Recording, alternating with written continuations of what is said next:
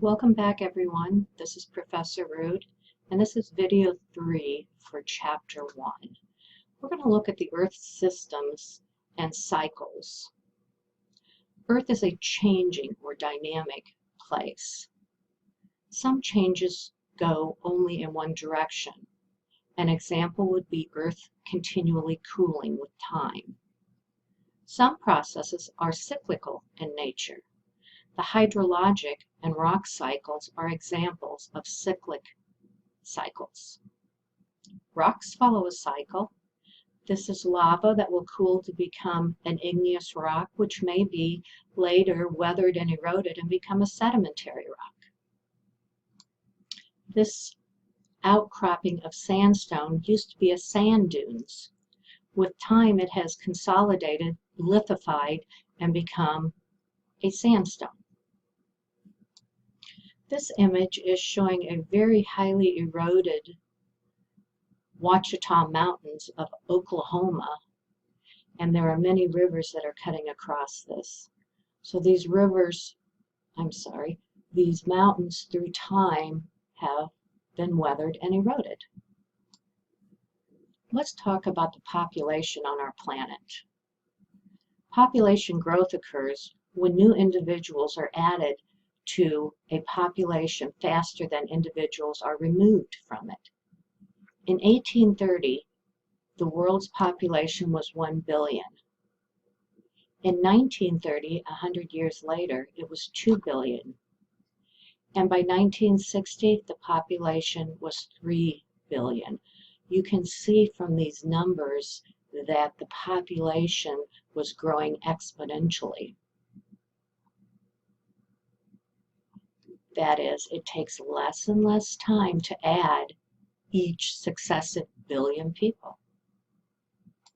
This figure shows the population in billions of people on the y-axis and years on the x-axis. We are going from 1950 and projecting out to the year 2050. You can see that the population growth for more developed countries is going to be pretty much stable. Other less developed countries, on the other hand, are going to increase at a higher rate of growth than more developed countries. Let's take a look at this table here. We have populations for the world: North America, Latin America, Africa, Europe, Asia, Oceania. In 1950, the world population was 2.5 billion. In mid-2011, it was close to 7 billion, and it's projected to be 9.5 billion by 2050. That means a growth rate of 1.2%. At that growth rate, the amount of time it would take to double the world's population is only 58 years. If we look at North America, on the other hand, we can see that its growth rate is 0.5%, and doubling time is 140 years. Let's go over here and look at Africa. It has the highest growth rate, and since 2011, it had 1 billion people, and so with that growth rate and that population of 1 billion people, it's only going to take 29 years to double the population. So Africa is the fastest growing country as far as population is concerned. So we can use the term exponential growth to describe when the number of individuals added per unit of time is increasing with time, even when the population growth rate is constant. It's like compound interest on a loan.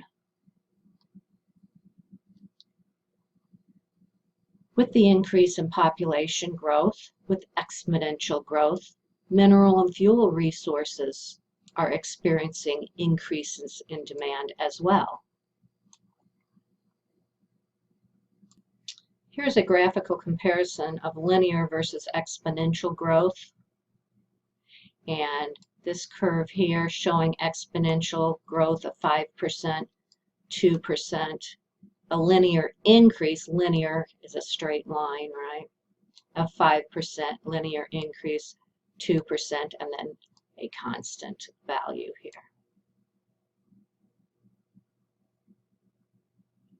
We can calculate how long it takes to double a population. It's called the doubling time. What you need to know to calculate doubling time, which will be represented by capital D, is your growth rate. We'll use the symbol capital G for that. Very simple relationship. Your doubling time is 70 divided by your growth rate. The higher the growth rate, the shorter the doubling time is going to be. In other words, the larger this G value is, the shorter doubling time will be. So Africa has the highest population growth rate. If you take 70 and divide by 2.4, you get a doubling time of 29 years. Very simple calculation.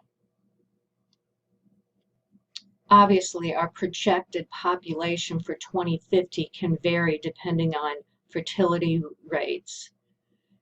Using a medium fertility rate, we get a population of 9.3 billion by the year 2050. This is two pie charts showing population distribution by region in 2011, and then the projected 2050 world population.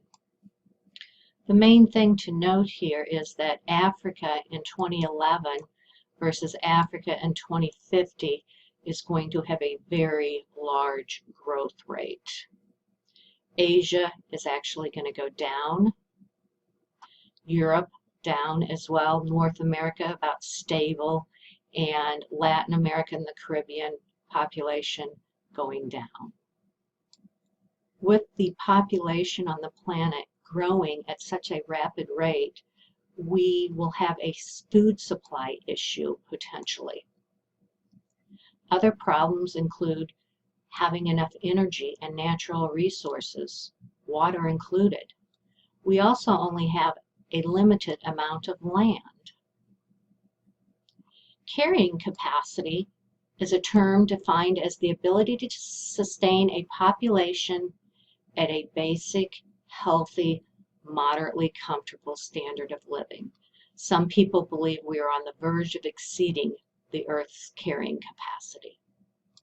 People may be forced to settle in unsafe areas because of increasing population. Here we are looking at a landslide-prone area in Rio de Janeiro and people building right along the base. Another example is building out on a barrier island. This is just sand. Big storms come by and it can wash all of that away.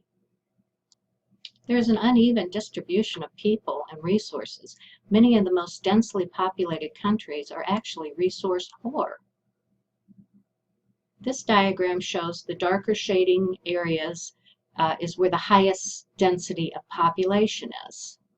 And here's the key to those colors. Now looking at this at night, the distribution of light shows an overall population density and urbanization, not often but not always closely related. So if you go back and look at both of those pictures again, here's highly populated area. Let's take India over here, for example, although it is fairly well lit. Africa, right through this region here, fairly highly populated, and yet no urbanization.